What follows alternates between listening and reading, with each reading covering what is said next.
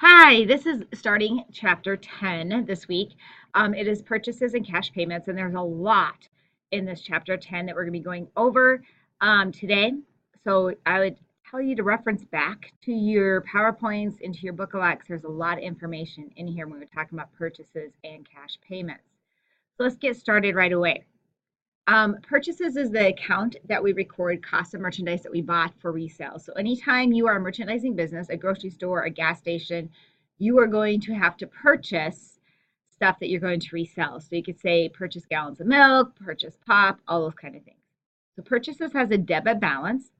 It's a cost account, and it represents all costs directly related to bringing that merchandise to the store. So it can be the cost of driving it there, the transportation cost, the freight cost, whatever it is. It's all those costs that you have to bring the merchandise to your customer.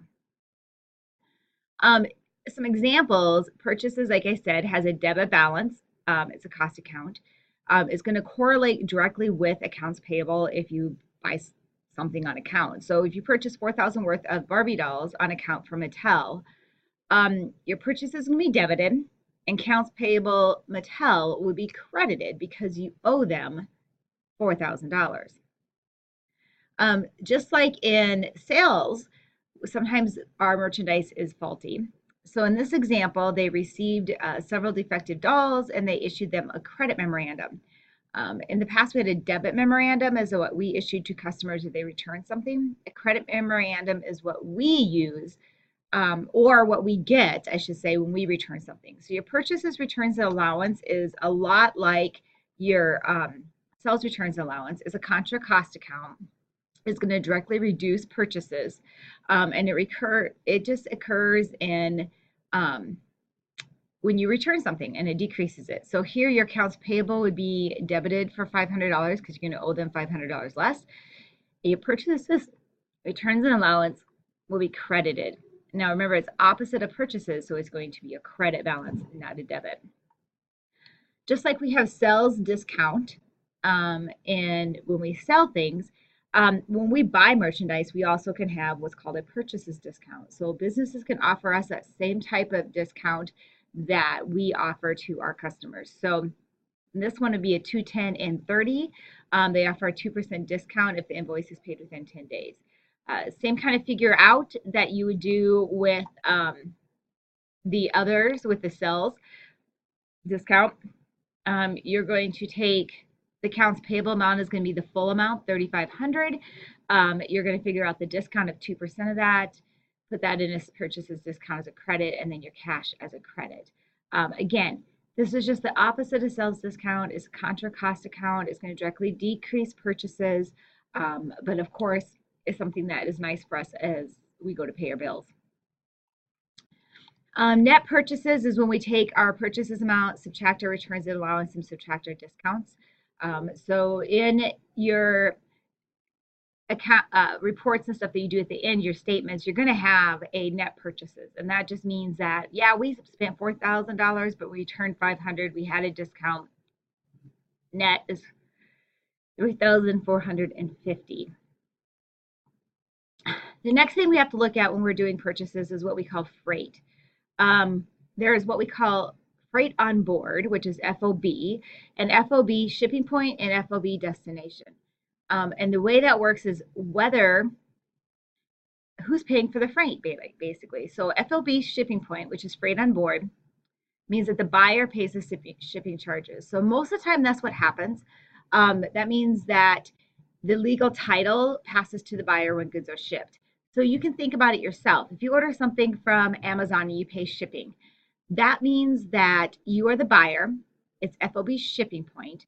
Again, where you're shipping it is paying for it, and that basically, or not where you're paying for it, but where you're shipping it from, that's when it gets off of their inventory. So the minute that they ship it, it's going off of their inventory and onto yours. So now it's part of your merchandise, your inventory.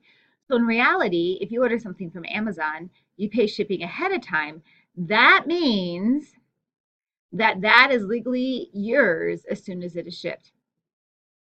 You do not take purchases discounts on freight charges, whether it's freight FOB destination or FOB shipping point. We just don't use those. There's no discounts on that. FOB destination means the seller pays the shipping charges. The legal title stays with the seller until the buyer gets it.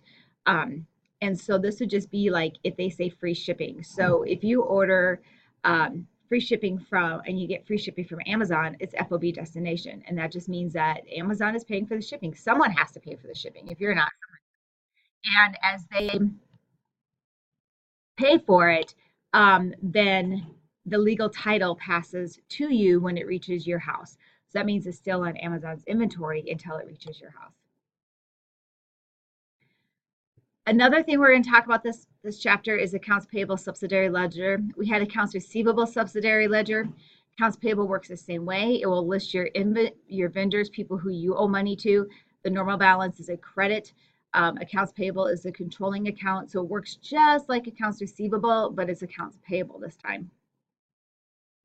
So again, you have your controlling account that is accounts payable, and then you have your subsidiary ledger that lists out each business and how much you owe to them. Another thing that we have is a debit memorandum, and this is basically when you return stuff. So we issued credit memorandums before. So debit memorandum is issued by a customer to a seller.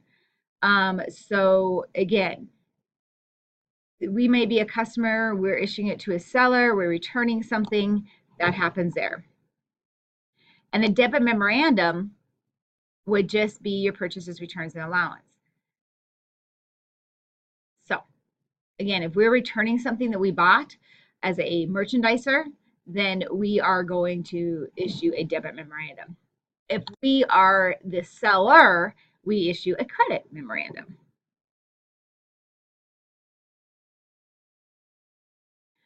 The last thing I want to touch on today is that we're going to talk a lot about the inventory systems. We talk about two different types of inventory systems, the perpetual and the periodic. The perpetual system is an inventory system that continuously monitors the levels of inventory. So it's what most people use now because we have computer systems. So as you go in and scan something at Walmart, or they scan and check you out at a grocery store, Shopko, or something like that, the merchandise inventory comes right off of it. And it tells them right then and there what they have on hand and what they don't have on hand. And then your cost of goods sold is the total of your cost of merchandise inventory that you brought into the store and then you sold out. So we look at inventory not only with purchases, but we also have to look at what we have in the store at the time.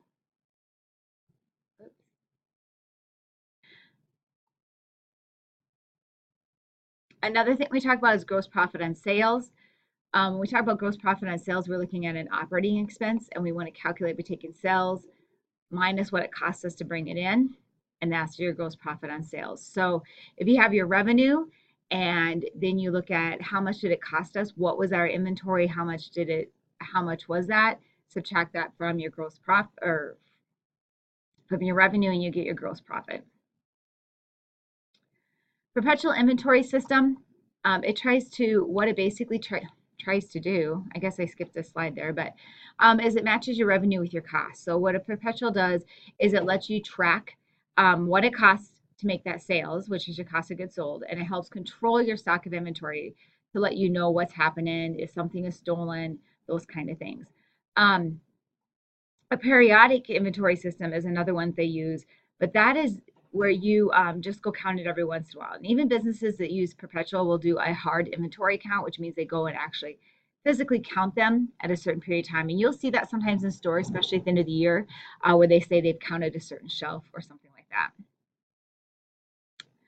that. The transactions for when you're recording a merchandise transaction from the buyer's position. So this is, again, you bought a flat screen TV from Sony company, you're Walmart, you're the buyer. You're going to notice that it's just merchandise inventory when you do it this way because you're an inventory business or a merchandising business, and then it's accounts payable. You're also going to notice, for example, if they bought a $500 shelving equipment, it'd be just shelving equipment, accounts payable. If it is not something you're going to resell, then it cannot be merchandise inventory. Merchandise inventory or inventory is just what you are going to be selling to someone else. So there's a lot of information in this chapter. You can talk about recording the cost of freight, actually paying for it, those kind of things. Make sure you read through everything and are ready before you start the chapter and start the assignment, because there are a lot of things in here, as you can tell. And so I really encourage you to read through the PowerPoints, look at the examples in the books, and let me know if you have any questions.